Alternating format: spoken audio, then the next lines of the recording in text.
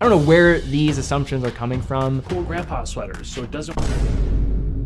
Panerai. Off to a rough start. We have a Submariner under the Panerai. Because these guys, their personalities are all over the place. Hot and cold. Turn around. Don't ever talk about this subject again. Hi everyone, Teddy Baldassarre here, and in this video, this is the last video of 2023, so what I wanted to do is do something a little bit more lighthearted, a little bit more fun, and with that, we are going to be reacting to watch-related TikToks. I have no idea what's in front of me. I have had other people amass some different TikToks. The whole point of this video is to have some fun. Just because I disagree with somebody doesn't mean I want to belittle them or that they don't have the right to their opinion. What I think is important for me is that if you are talking about watches, that's at least somebody talking about watches. And nowadays, I think that is probably the fight that we need to fight the most. Also, before we jump in, if you have not heard and you want to participate, we do have a $5,000 watch shopping spree giveaway that we have going on right now. If you want to participate, hit the link in the description down below where you can fill out a form. On that form, I'm going to ask for watches that you would select if you were the winner. You have to grab links from our website of watches that we have available for sale. After you submit the form, you then will get an email to your inbox where you have to verify your account. Each participant is eligible for one entry, and also this is available for US participants only. We're going to announce the winner in late February 2024. So if you want to stay in the loop, ensure that you are following on all our different social media accounts and make sure you fill out the correct contact information when you submit that form. Also, please do not respond to any non-verified account. We will never ask for your banking information or credit card information for this giveaway. Just use your best judgment. I know sometimes you see some comments underneath these videos of like just weird scammers. Do not fall for it. We will be in touch. A member of my team will be in touch from a verified source. Hit the link down in the description below if you want to participate, and best of luck to all of you. All right, guys, let's kick us off here with our first video. This is a list of top 10 luxury watch brands. Here we go. Top 10 luxury watch brands. 10. Panerai. Off to a rough start. We have a Submariner under the Panerai. 9. Jaeger-LeCoultre. 8. Ulysse Nardin. 7. Rolex. So we have no criteria for this so far. I think we're just rolling through it. We have Rolex at 7. I'm interested to see what's going to come next. I think the fanboys for Rolex are already going crazy. I mean, Rolex maybe in some lists could be 7, but it also depends on the criteria, which we don't even have. We're just going for it. 6. IWC Schaffhausen. 5. Chopard. 4. Blancpain. 3. Patek Philippe. 2. Vacheron Constantin. 1. Audemars Piguet. Rough pronunciation on that last one, but honestly, I'm not one to talk because I'm sure that's how people react when I try to pronounce something in French on this channel. I don't know what to make of this list. It's just kind of random. I don't necessarily agree. I also don't know what I'm basing the criteria on, so not a great start. Let's keep going. Old money watches, best old money watches. So I have a general idea of what old money is. I heard that this is a trend according to my wife on TikTok right now. I think of watches that are not ostentatious, almost like unknown brands, like you have to kind of be in the know. It's not gonna be something that's gonna be flashy, understated, more inconspicuous. That's kind of the general theme I think of with old money. All right, let's see what they think though. Submariner, I don't know, it's like the most popular luxury watch ever. Is that old money? I don't know, maybe it is. I mean, maybe it's just because everybody owns it, but I would also say that Rolex is too recognizable to be old money, but I can't believe I'm debating the concept of old money on this channel.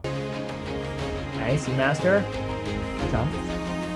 I also think a dive watch, not the first thing that comes to mind when I think of old money either. Calatrava, I can get behind. I think that makes some sense.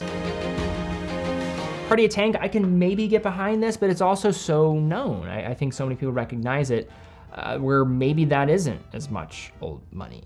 Again, this is kind of a weird concept to be talking about on this channel. But old money, I think of brands that maybe most people don't know about or would never maybe be like flashy. Like I think of Parmigiani Fleurier. I know King Charles, I think wears that brand and likes it a lot, so that makes some sense. Breguet, a brand that is so historically important in terms of its contributions to watchmaking and also being as prestigious of a name and as important of a name in watchmaking, but from the contemporary market that we live in, maybe is underappreciated by comparison given the importance of its name. I mentioned Patek Philippe, I think is appropriate, but only something like an Ellipse, some of their high complications, perpetual calendar chronographs, or if we're talking about like Calatrava, I think that has some play. Vacheron with their Historique collection could make a lot of sense, maybe a Patrimony Traditionnelle or anything of that sort. And then even independent brands like Beauvais, maybe Laurent Ferrier could make some sense. I mean, the four here are probably some of the most popular watches in the world and most recognizable watches in the world. So I don't know if those scream old money, but what do I know about old money, I guess. Look at the wristwatch I just got from the thrift store. $12, that is beautiful. I'm gonna put it on my wrist right now. But these are coming back. I'm predicting this so hard. I love them. Wristwatches are coming back, guys. My whole existence has been validated. I spend every single day talking about watches, so it's good to know it's coming back. That's good. Look at how amazing. I feel like such a dad putting this on. Like, I feel so business, professional, and grown because, like, who else wears a watch? Oh, no. Do I really radiate that much dad energy, guys? We're a bunch of dads, apparently. I have no kids yet, but it looks like I'm wearing the uniform. I am a dad. Look at this. That's gorgeous. Does look good. I love it. Wristwatches are back. I'm wearing this every day. I love it. They're back, guys. The wrist shots that we take when we're out in public, before we eat our food, wrist shot over the food, wrist shot every single place we go to. But I'm excited to see someone this excited about it, especially like, you know, when you're talking about younger people. This, I think, is way more distinguished looking. It makes you more unique. And it's an expression of who you are. And when you're looking at this, the numbers of Apple Watches on people's wrists, I think, you know, fair play here. I think that looks good on her. If you have this watch, you're a single guy living in Los Angeles, you have a blacked out Range Rover, you live in Hollywood Hills, you made $100,000 this year, this watch is for you. On a Jubilee, which that would be my choice if I'm going for a Rolex GMT Master II, but $100,000 to afford that lifestyle? I mean, I didn't want this to turn into a video about personal finance, and this is not financial advice by any means, but you know, let's just run the numbers. Like, what does it cost for a house in Los Angeles? So the median house in Los Angeles, $1.2 million. Based on those numbers, you'd probably be lucky to find an apartment without a roommate for that amount of money, which is silly because $100,000 is a lot of money to make. Blackout Range Rover, I don't know how much that's, gotta look it up. Black Range Rover, it looks like 50, I mean, maybe some under $50,000, but 50 to 75 if you're going in the used market. So we're talking about pretty much the cost in toys alone for this watch and then your Range Rover with your yearly salary. I don't think that's good advice. It is a cool watch though. So financial advice by any means, but I don't know how that works just economically speaking. LA is just really expensive too. So you want to get a watch, don't do it. First, you get a cheap quartz watch because you're not sure if you even like wearing a watch at all. Then you quickly realize you need an automatic watch and you need a dive watch or 3. What else are you going to wear those 2 times a year that you go swimming? But what are you going to wear to special events? Naturally, you'll pick up a dress watch that you'll try to wear on every single type of casual watch strap, since Christian from Theo and Harris told you that dress watches can be casual. But you don't wear cool grandpa sweaters, so it doesn't. Then you binge hours of watch content and get sucked into buying that one hyped watch. It costs a bit more than you wanted to spend, but it must be good, right? You get it, wear it, and love it for the first 2 weeks. But soon you realize you bought into the hype train rather than a watch you actually wanted, and it just sits in the darkest corner of your watch box. Till eventually you learn your lesson and buy a watch for yourself. It's not super hyped, maybe not even that popular, but somehow still checks off all of your boxes. It's exactly what you wanted, and you'll never need another watch again, until next month when that new watch comes out. I generally agree with this. This is the life cycle of a watch enthusiast, especially in those early days. If you start to get into watches, typically what happens, and this is the case for almost any collectible or any interest that you might have. Like I noticed this for something that I'm also into, like Goodyear welted boots. Like you start to buy everything. You're like, oh yeah, I want to get this, I want to get that, I'm going to use this, I'm going to do that. Same thing for watches. You also start to identify the attributes and traits of a watch that go hand in hand with your lifestyle. Like what is the style of watch? What are you comfortable in spending money on? But the problem is at times with this whole journey of watch collecting is you don't get a sense of what you like until you make some mistakes. I don't know if there is a possible world where you can take the knowledge of knowing what your taste is and how to navigate this world of watch collecting without making those mistakes. Another theme that I'm noticing here, and this is really the case I think for a lot of people, is they always have to be in this point of acquisition. There can never be a pause in their collecting journey. Part of the journey is also just owning the watch. I think part of the maturity of being a collector is to have just as much appreciation, or at least close to it, with a watch that you've owned for a period of time, and the joy can come from that just as much as it can come from getting a new watch or hunting for a new watch. That is a huge point and milestone in your collecting journey. So I generally agree, and I think this is something that is very true for most people that get into watches, but it is part of the journey. Just be smart. It's a marathon, not a sprint. Oh no, here we go. I knew there was tell gonna be about one a of these man based on his watch. Your daddy's money bought what? But no, really, Rolex guys, majored in business, come from family wealth, and the Rolex is a dead giveaway. No self-made man buys this. Oof. Okay, so I don't want to go too crazy on this, but this I just think is incorrect. I mean, if you're looking at Rolex, especially in the United States where I'm from, I don't want to speak for every single market on earth, but Rolex is 40% of the watch market roughly here in the United States. And a big part of that is because these watches have been so closely associated in our culture to success.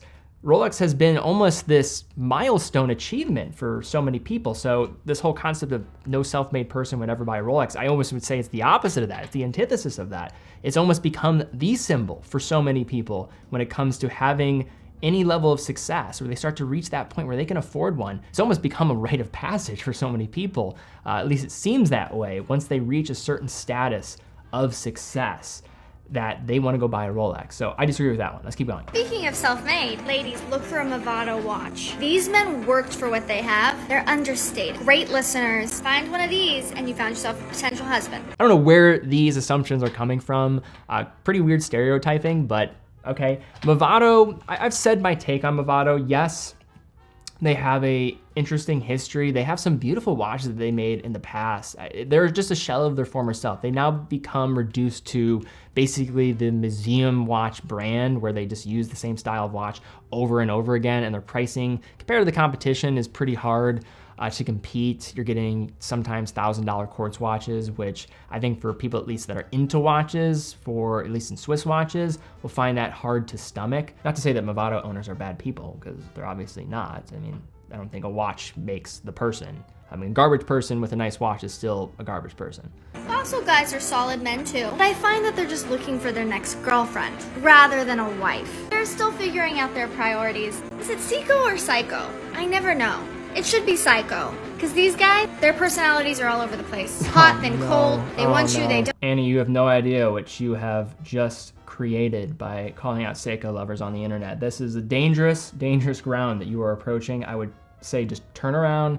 Don't ever talk about this subject again. She's partially right, because I am a Seiko lover, and we can get a little bit crazy. You know, we can get crazy. We talk about the Seiko modding community, but are they psycho? I mean, maybe some of us are a little psycho that like Seiko, but it's pronounced Seiko though. Thrill. Both the guys are successful and outdoorsy. So if you like that sort of thing, pitch the tent, enjoy. I don't know about outdoorsy. I mean, maybe we're talking about like the field watches and some of their World War II design watches or military inspired designs. I mean, they were producing field watches back in World War II, and they had that history along with Hamilton, one of the few brands that were producing watches for the Allied forces. But I don't know if I would classify Bulova as being like an outdoorsy brand, but they're, as I said earlier, probably overlooked by many people given their history and what they were producing in the 20th century especially. But all right guys, that's my video here today looking at some watch TikToks. If you enjoyed the video, please let me know. Leave some comments down below. Also give this video a thumbs up if you did enjoy it. Also, please don't go after anybody that was reacted to in this video. This is all supposed to be fun. Also, since this is the last video of the year, I just want to thank you all so much for your support this year, whether that was watching some of the content, leaving a comment, giving the video a thumbs up, buying a watch from our site, teddybaldassarre.com. It all means a lot. It's crazy. I've been doing this for now well over 6 years, and it's been a crazy ride. All I did was post a video on the internet. So every single day that goes by where I'm able to do something I love, it's a great day. So I just want to thank all of you for making that possible, because you really are the people that make this possible for me, and I want to keep doing this for as long as I can. But guys, thank you guys so much for watching. Be well, and I'll see you all very soon.